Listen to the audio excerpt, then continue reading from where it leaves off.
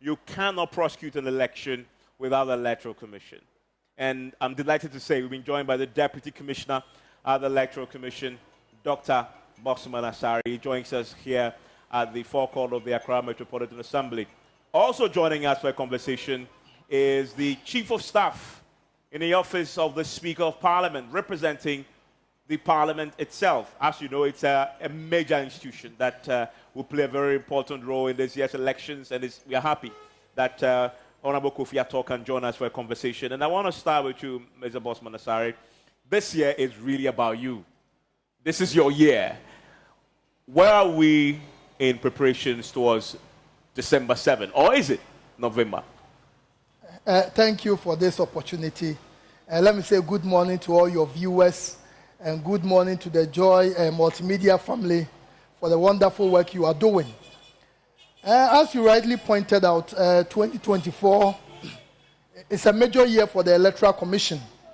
And as far as we are concerned, the processes rightly began after the 2020 elections. So since 2021, 2022, 2023, and the beginning of the year, we have been putting measures in place to ensure that we have one of the best elections in our history. We shouldn't forget that in 2020, when we had the parliamentary and the presidential elections, all the observers, including the local ones, gave the EC a thumbs up. I remember the European Union Observer Mission even giving us 95%. And in 2024, we are determined to even do more. So all the effective, all the right measures, the Commission is going to double down on them. And again, in terms of November or December, as you may be aware, we had a meeting with our political parties. And one of the major parties indicated clearly that they don't support the change of date from December to November in 2024. So as a commission, we know in the law requiring that to have such a change, you have to go to Parliament, to have 2/3 of the members of Parliament approving of that particular change. The Commission has resolved that we are going to have the elections come December 7th, as we did in 2020. So as a Commission, we are fully prepared, we are fully ready, and we believe that the successes that we chalked in 2020, we are going to even do more in 2024. Okay, but would you have the law passed or to lay the foundations properly for a November elections in 2028? Yes. In that IPAC meeting, that was agreed with the political parties that in the event we cannot marshal the forces of IPAC to have it in November in 2024, the Commission should take the steps to ensure that in 2028 we are going to have it in November. And again, this must be cleared. We were not talking about November 7th. At the IPAC meeting, the decision was a day in November. So it could be a first Monday, a second Monday, a third Monday, or Tuesday, or Friday, or Thursday in November. Okay, so this is a day. A day in November. Yes. It could be first Monday in November, second Monday, but that will be Tuesday or Wednesday in that manner. And when do you hope to go to Parliament with this legislation? Well, it's something that the Commission has met over it, and we are looking at all the scenarios, and we are also looking at the calendar of Parliament. But it's something the Commission is committed to it. The Commission is determined to ensure we have it in November in 2020. So within the next few months, this is something the Commission is going to trigger. Okay, so this offers clarity. And if you're just joining us, this is our launch of the election headquarters and the EC just clarifying that, yes, the date for elections in this country will change, and they are going to take legislation to Parliament for that, but it will not take effect in 2024. So this year, the elections will still be on December 7th. Ms. Ato, you represent in Parliament. You're the Chief of Staff in the Office of the Speaker. Is Parliament ready to receive this legislation? Of course. Parliament is always ready. You know, the legislation from Electoral Commission comes as a constitutional instrument. Yeah. So the practice since 1994, when IPAC started, the practice is when IPAC agrees, it doesn't really take too much time because the representatives of IPAC will certainly brief their parties, and then the party leadership therefore will brief the members. So if that is what they have agreed on in in IPAC, it could come anytime. 21 days, it goes through. There's a pre-laying discussion for the committee to understand what it's all about. And as long as the committee understands what it's all about and bring everybody up, because this November business should not really be a problem, because it was NDC that proposed it to IPAC in 2015? 2016, yeah. 2015. And IPAC agreed, and eventually it came to Parliament, and NPP then said they were not ready for it. Now it's coming from an Electoral Commission. I think we should all just agree, but it should be 2028. So that because you see, it is not just the discussions, it's also involved the Constitution. And the Constitution clearly states that to test is one of the things that is entrenched. It's one of the clauses that is enshrined, which means that at the level of Parliament, it can be dealt with. Yeah. It doesn't need any referendum. And all Okay, that. so that is clear Yeah. up now. Parliament ready to receive it, and we Yeah. don't foresee any challenges because the NDC had said they will back it so far as it's not going to be implemented this year. Yeah. The NPP hasn't got an issue. Mr. Bosman, another issue that, since we need to clear up is the indelible ink change that you wanted to make. I know that there has been some opposition to that. Even in Parliament last week, we had the parties both aligned on the subject, appealing to the Electoral Commission, to keep it as it is. Where are you with that? I think let me make this very clear. The Electoral Commission is a creation of the Constitution. We have our mandate clearly specified in the Constitution. And we are there for the people of Ghana. And as an institution, we are always committed to ensuring that we make the Ghana project very, very proud. We want to ensure that everything we have to do to make Ghana's democracy a success, we'll do it. Last year, we made it very clear that we thought, when you look at the procedures in our elections, the idea of using the indelible ink is like you are using 2 layers of verification.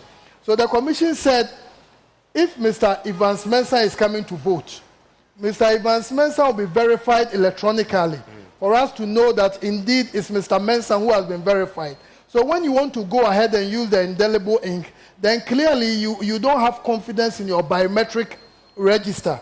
So as a result of that, we postulated that it will be better to do away with the indelible ink.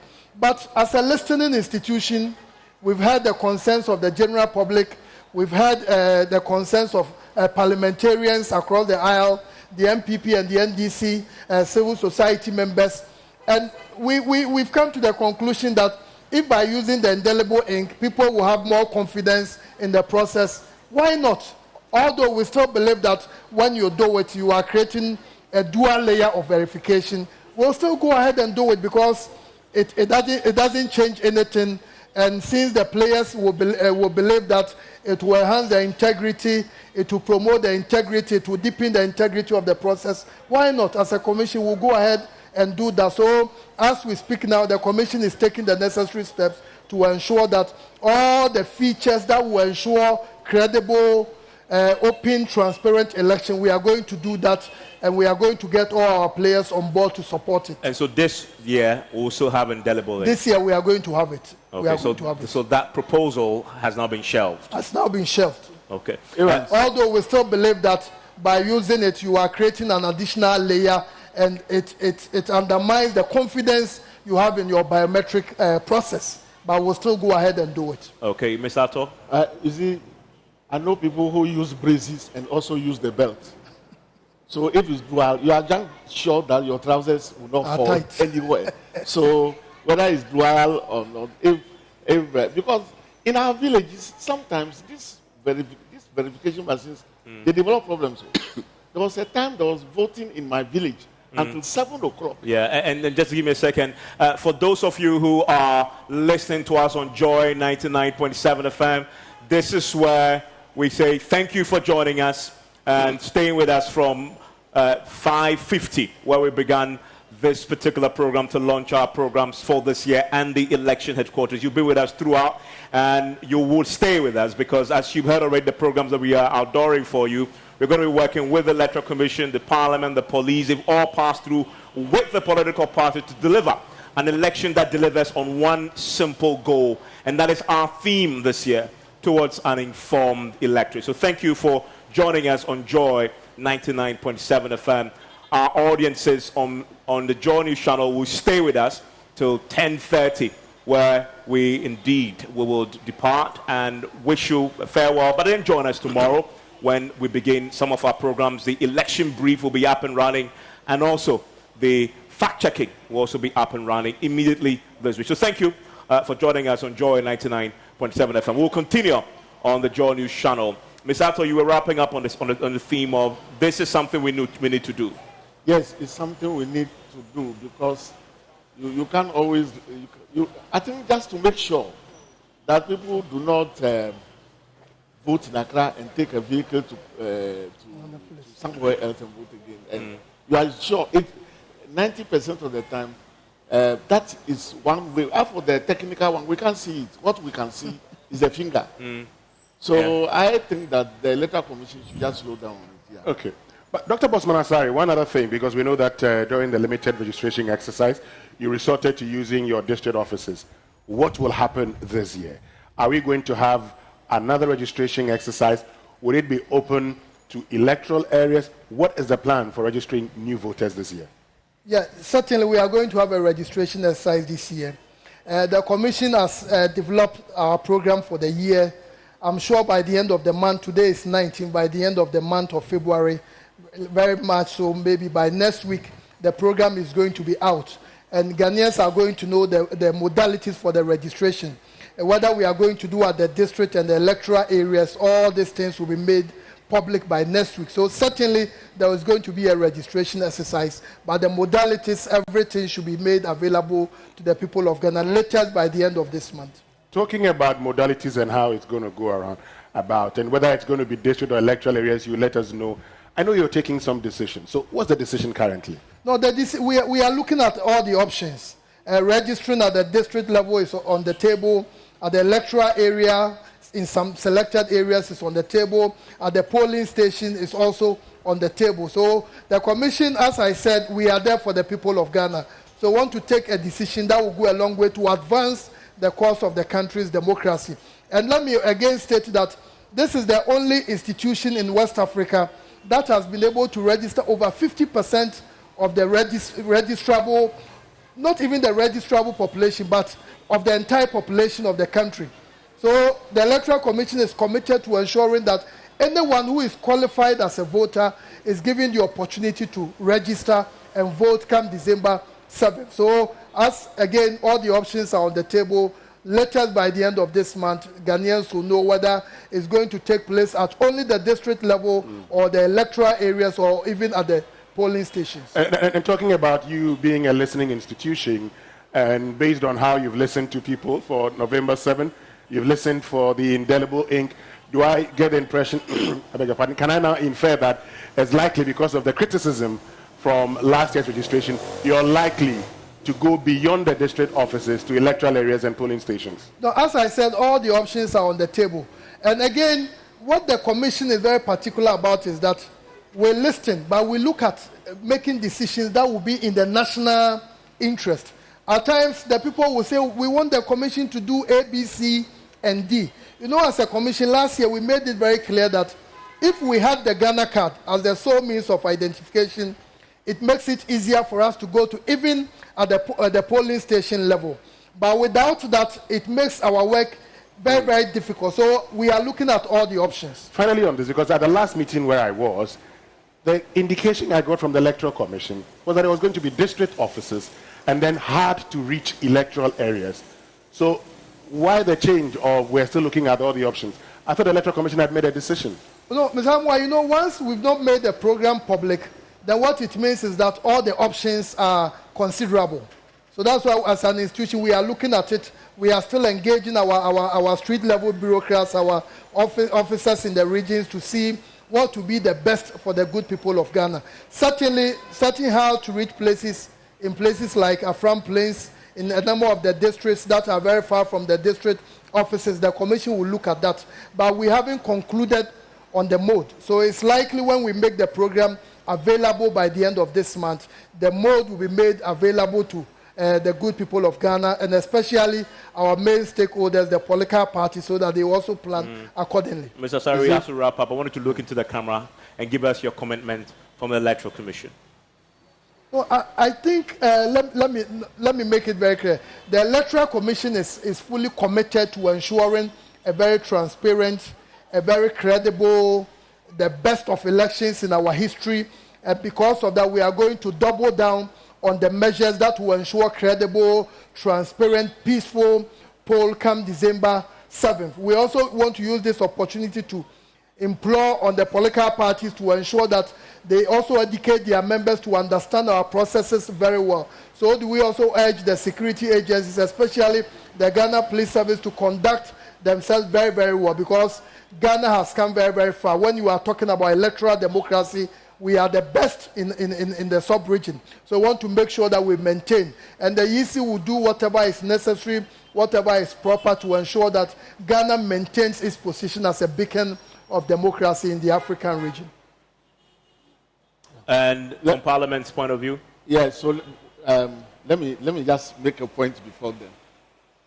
From my experience, registration, the closer it is to the people, the better. This idea of registering an electoral area or district so that names are posted to where you vote always consists for people go and they don't find the names. So the first option really is that it should be done in area where you will vote, so that you don't go, for instance, register in Ho, and they are sending you to somewhere in my village to vote. Secondly, to say that Parliament is one of the main beneficiaries of the work of the Electoral Commission, because it is the Electoral Commission that will produce the 276 people that will be coming to Parliament. So Parliament is always very interested and always very ready. In fact, right now a new committee has been set up, which will look at only at the constitutional commissions, like the Electoral Commission, Commission on Civic Education, and Media Commission. There's a whole new committee set up. And so, Parliament's commitment this year, if you wrap up for me, look into the camera and just make the commitment. Because of what I said, Parliament should be very committed to what work Electoral Commission will do, and every level of assistance that they will need, particularly in bringing their regulations and laws. I think Parliament will be ready. We'll be ready to get it. To work on it. Thank you very much. Thank you very much, Mr. Ato. Thank you very much, Bosman Asari.